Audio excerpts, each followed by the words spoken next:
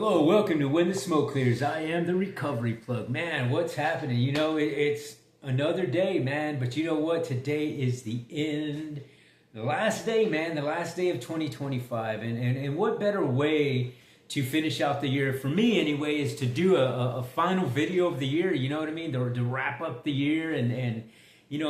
This whole year has been a really advanced year for me in my spirituality. I think I've grown quite a bit, and I've incorporated quite a few things in my what I call my recovery arsenal. You know what I'm saying?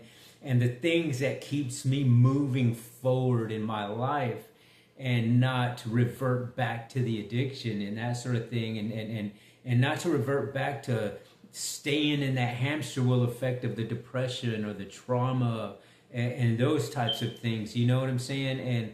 And I'm just grateful, dude, that I have found a way to sustain my recovery. You know what I'm saying? In a really good way. And that's the whole purpose of me sharing it on my videos, on my messages, is to share a message, man, that can possibly help somebody else, find that sustainable recovery and find that sustainable spirituality. Because believe it or not, spirituality is like a flame, man. If you don't feed it, it's gonna blow out. You know what I mean? It'll slowly dissipate. And if you don't keep putting that fuel in there, man, and that good spiritual fuel to keep that fire going and that illumination going, then it will die down. You know what I'm saying? And trust me, man, I know through personal experience. You know what I'm saying? So, but anyway, before we get started, man, you guys know how I like to always get my videos started with a moment of silence, followed by the serenity prayer for the addict who still suffers, and for those of us who are still bound out in some sort of struggle, man. So if you would please join me in a moment of silence. God, grant me the serenity to accept the things I cannot change, courage to change the things I can, wisdom to know the difference. All righty, man. Well, check this out. Let's get started, man. Well, you know what? What I wanted to bring to you today's message is kind of this whole, it's kind of almost like this whole compacted version of what I've been talking about throughout the whole year. And most of my things that I talked about, that I kind of went back and said, what was it that I really harped on the most? And for me, it was that mental thought process, the meditation, and that sort of thing. So what I wanted to do was just kind of throw this out at you guys. And in Buddhist tradition, it's what I practice in my life today, in my spiritual life. I practice the Buddhism, and amongst other things, I like to indulge in other practices just to learn. You know what I'm saying? To see where everybody's coming from and see what kind of connection we have together, because we do. And in the Buddhist psychology, it's noted that there are 51 mental formations that we as humans deal with on the daily basis in our mental capacity of when we're thinking and when we're doing our thing. You know what I'm saying? And those 51 things are categorized in a sense. And let me see if I can pull this thing up that I saved on my computer. And they're the mental functions, and they're broken down. There's 51. They're broken down to the general interactive functions, which is 5 of them, and that's the attention, the perception, the contact, the volition, and the sensation. And when you see that, you know that that's part of the 5 sense faculties. I mean, that's part of our hearing, seeing, touching, feeling, that sort of thing, hearing, tasting, and that sort of thing. So then the other part is another 5 functions that are called the particular functions, and that is the desire, the resolve, the mindfulness, the concentration, and the intelligence. Then it goes on to the unwholesome functions, which are there's 6 rooted, 8 primary, 2 medium, and 10 minimum. And these functions are things that you feel and rooted, like trauma, depression, greed, ignorance, that sort of thing. You know what I'm saying? And then the wholesome functions, which there's 11 of them, and those are the things like loving and showing compassion and that sort of stuff. You know what I mean? I'm not going to go through all of them because there's a whole lot. I'm just going to categorize it in the 5 branches that they got it separated in. And then the last 4 are the 4 intermediate or the indeterminate functions, which is regret, drowsiness, investigation, and scrutiny. And if you total all those up, which is the 5, the 26, the 11, and the 4, that's a total of 51. 51 functions, mental functions that we're doing on a repetitive basis on in our daily lives. You know what I mean? And if you know anything about your mental thought process, you know that there's nothing in your life that you have done that hasn't derived from your mental thought process or someone else's mental thought process. You know what I mean? That's how we live as human beings. We live through the mental thought processes of our fellow human beings. Nobody in this world is just born and we know it all. You know what I'm saying? It doesn't happen like that. We all derive from the learned behaviors of someone else, and that puts us in these little self bubbles, if you will. You know what I'm saying? Because if you have an environment that you grew up in that was just not very good, a bunch of trauma, yada yada, then you're going to be a different person than this person that has grew up in a nice home with a nice family, never had trauma going on or nothing like that. Went to this 5-star school or whatever. You're going to be totally 2 different people. You know what I'm saying? And the good thing about this, the good thing in the Buddhist tradition, the spiritual practice of Buddhism, is that we have the ability, and not only in the Buddhist tradition, this is everywhere in general. In most religious sects, they'll probably say something like this. And, I'm not real sure because I don't know them all. I know the ones that I study. You know what I'm saying? But the good thing is that we as human beings are the only human beings that have the capability to change our mental thought process. You know what I mean? How lucky are we that we can do that at the drop of a dime at any time? And this is a scientifically proven thing, that habitual patterns can be reversed. And that comes along not only with the physical form of the habituality, but the mental process. You know what I'm saying? And it's a deep thing to this topic is really deep, and we're not going to go, this is a rabbit hole. And if you like spirituality, if you want to practice it, and you want to know the core roots of how things work, you'll have to go into rabbit holes. That's just the only way to do it. You know what I mean? You can't learn spirituality and different religious sects and different mental thought processes if you're only learning from an external point of view. You know what I mean?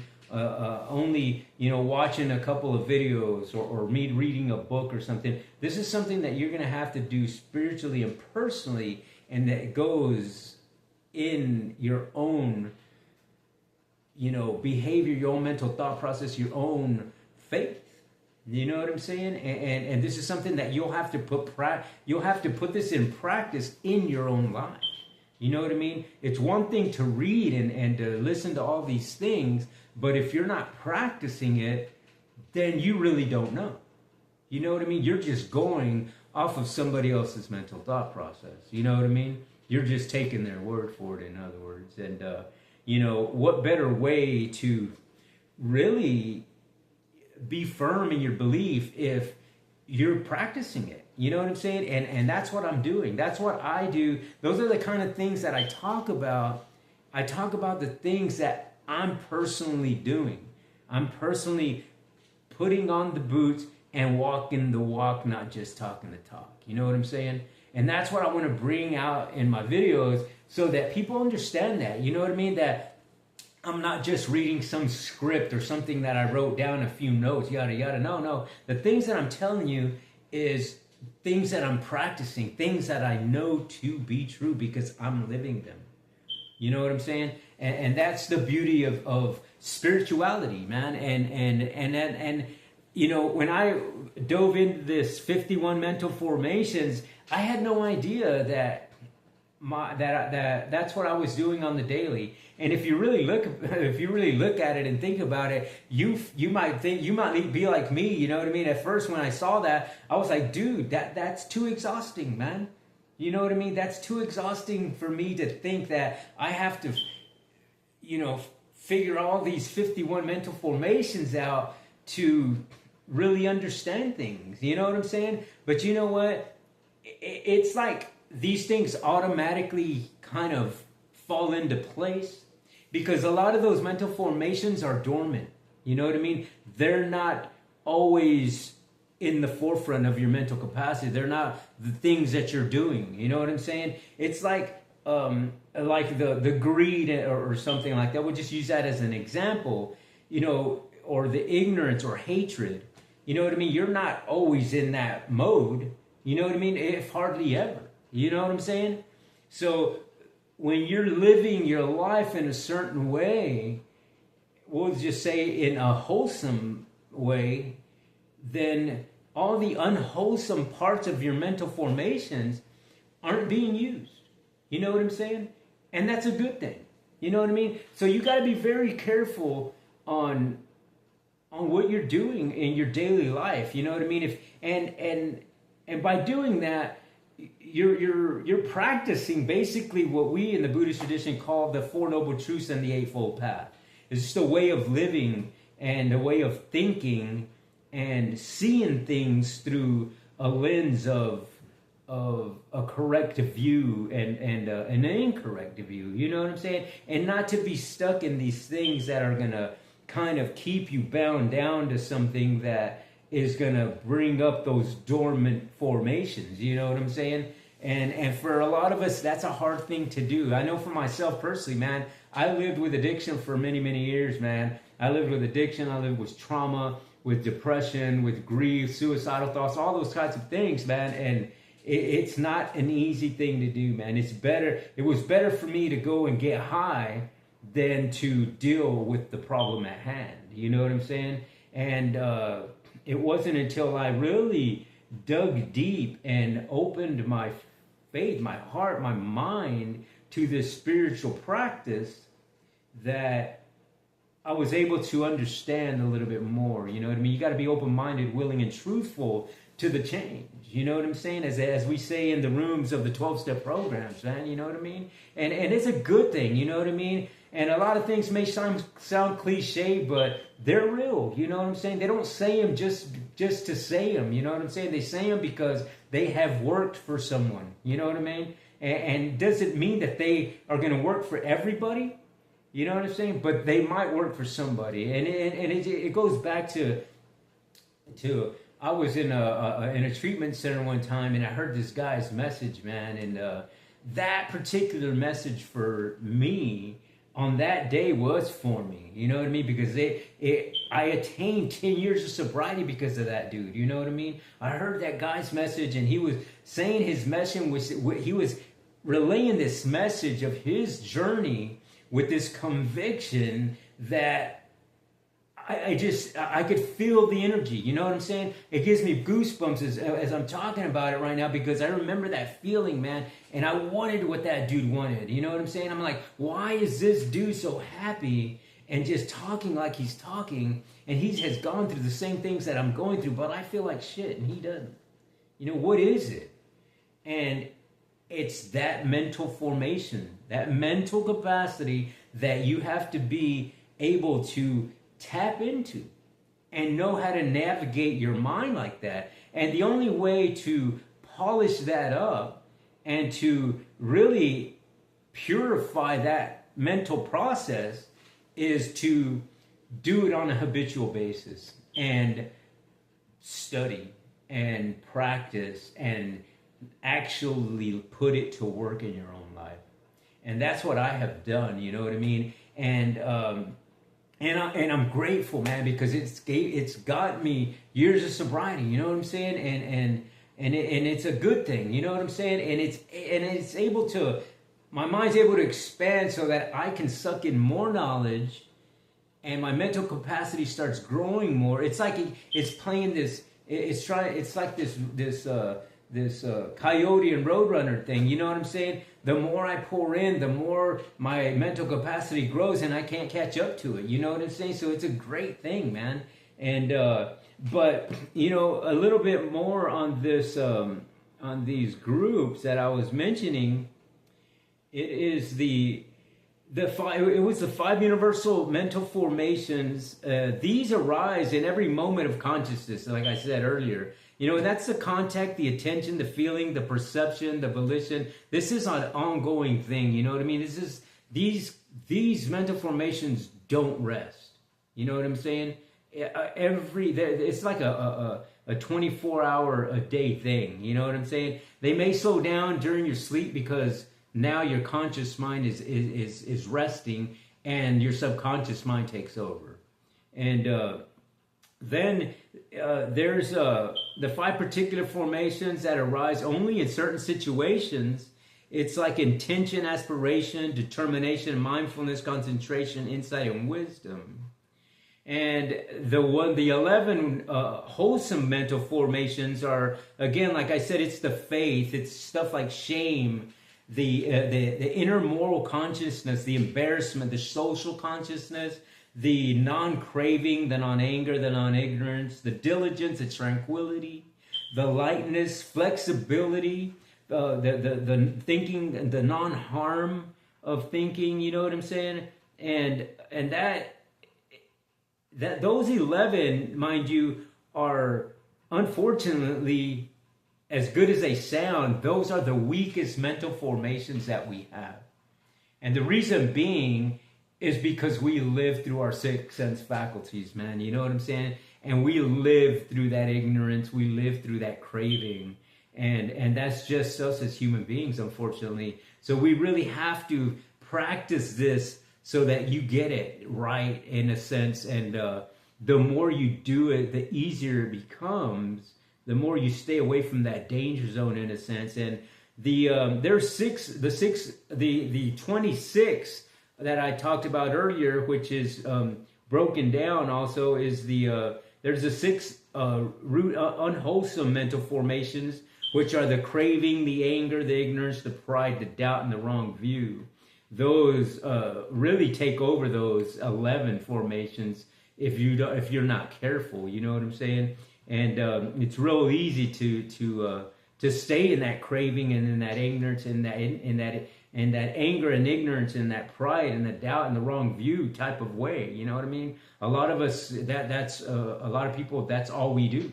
You know what I'm saying? So unless you really get to the studying and living a way to polish that up, then you're gonna have a hard time. You know what I'm saying? So the next one is the 20 secondary unwholesome mental formations, which these are branches of suffering, basically. And it's just the stuff like irritation of things. You know, somebody may irritate you, or you may not like something or whatever. It's the resentment, it's the concealment, it's the jealousy, the stinginess, the stinginess, the laziness, the distractions. It's the forgetfulness, the torpor, the restlessness.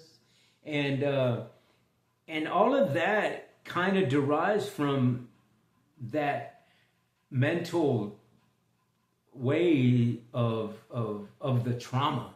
You know what I'm saying? The trauma brings in a lot of stuff. The trauma brings in the depression. The trauma brings in the anger. The trauma brings in the stress, the anxiety, all of that kind of stuff, man. So the other last four, the mental interdeterminate mental formations are these can be wholesome or unwholesome depending on the context. And this is the sleep, regret, initial application of thought, and sustained application of thought.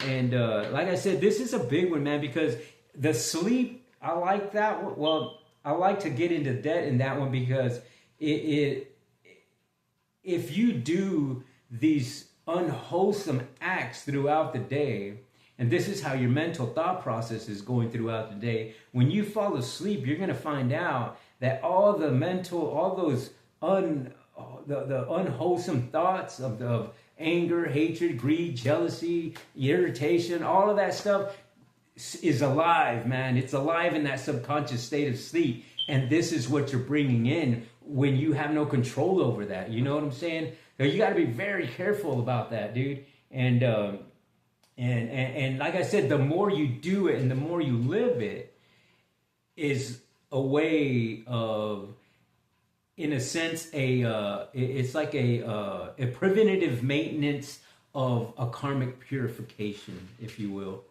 And then it says we also just to I'm just going to read this thing that I had pulled up earlier, and this is where oh man, I lost it. What the heck? Okay, but anyway, yeah, so it's one of those things, man. And right here on this thing that I had pulled up earlier, it was talking about how do we use the mental formations. And this is where it gets powerful for meditation, recovery, and emotional healing. You know what I'm saying? How you use those mental formations is going to have a big it's going to have a big it's going to affect your meditation, your recovery, and your emotional healing. And and mind you, this is something that nobody can help you with. You know what I'm saying? This is part of that putting on the boots and getting in the trenches and doing the work. You know what I'm saying? This is where you have to step up and say, you know what? I'm ready. I'm gonna do a little bit better this year. I'm gonna meditate. I'm gonna work on the recovery. I'm gonna work on my emotional healing. Because if you can't work on you, then you're not gonna be able to do things for anybody else. You know what I'm saying? And what better way to start your year, this new coming year, in trying to perfect the mental formations of your mental capacity, of your mental thought process, so that your actions reflect what you're practicing. You know what I'm saying? And that is the beauty of it, man. Because I can tell you what, man, if you caught me 2 years ago in the addiction and my mental thought process at the time, it was everything I did, everything I thought was dark and negative and unwholesome. You know what I'm saying? And by this beautiful divine energy, man, I believe, I'm just grateful that I was able to get to where I'm at today. You know what I'm saying? To get on this spiritual journey that I had jumped off of a while back and landed back in the addiction. I'm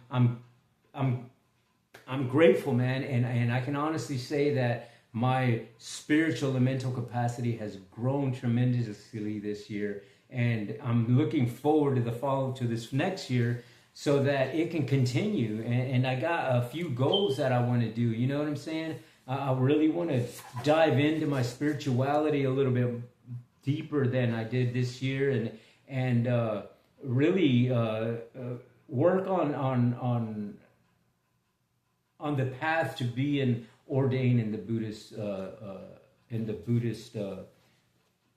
religion. You know what I'm saying? In the Buddhist tradition, in the Buddhist practice, and so I've been doing a lot of studying. You know what I mean? I've been doing a lot of studying and a lot of reading, and so this is just some of the stuff that I've been learning and some of the things that I've been acquiring in my own life and things that I've been practicing and stuff like that. And it's just beautiful.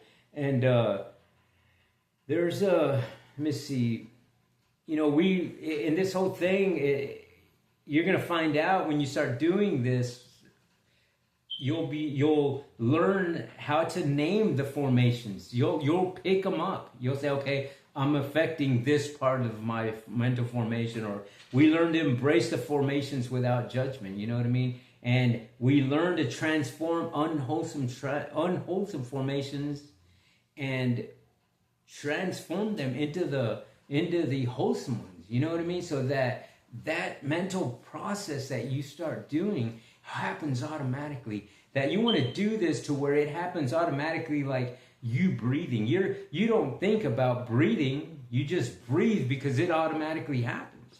You know what I'm saying? That's how you want to purify that mental formation in your life, so that it works that way. And but anyway, man, I guess that's going to be it for today, man. That's going to be it for 2025 right here on the Recovery Plugs channel, man. I'm grateful that you guys have stuck by me, man. And for everybody who's subscribed to my channel, who has taken time to listen even to my words for a minute, man. I really appreciate it. You know, I couldn't keep doing this without you guys, you know, giving me that feedback. You know, watching the channel grow has been really been cool, man.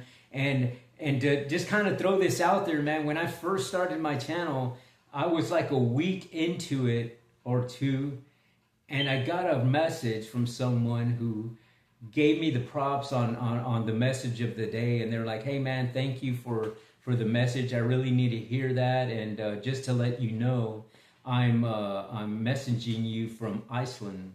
And I was like blown away, dude. I was like, what the frick? I was like, from Iceland? I said, I felt some kind of way about that because I'm sitting here in San Antonio, Texas, and someone in another country in Iceland heard a message.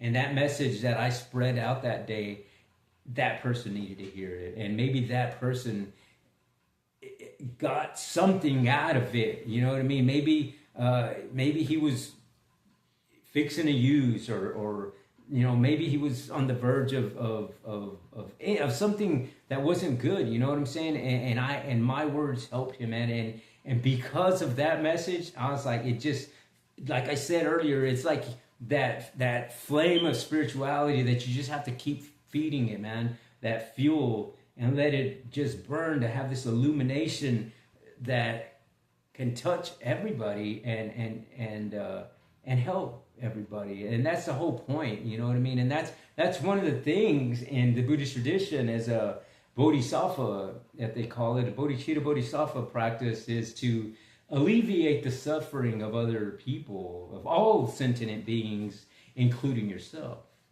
And that to me was the bodhisattva practice at work. You know what I'm saying? And it's just beautiful, man. I was just excited about that. When that happened, I was like, I'm gonna keep doing this. And you know, that's the whole point of my of doing the videos, man, is to share the message. And I couldn't do it without y'all's feedback and without you guys watching it and that sort of thing. So I'm just hope that my energies are touching your energies, man. And I hope that your year of 2026 turns out to be a great one, man. I'm gonna keep all of you guys in my meditative prayers and practices, and thank you very much. I hope that this next year grows for everybody, and everybody is just blessed with a lot of, you know, good karma, man. So I guess until the next time on When the Smoke Clears, this is the last 2025 video.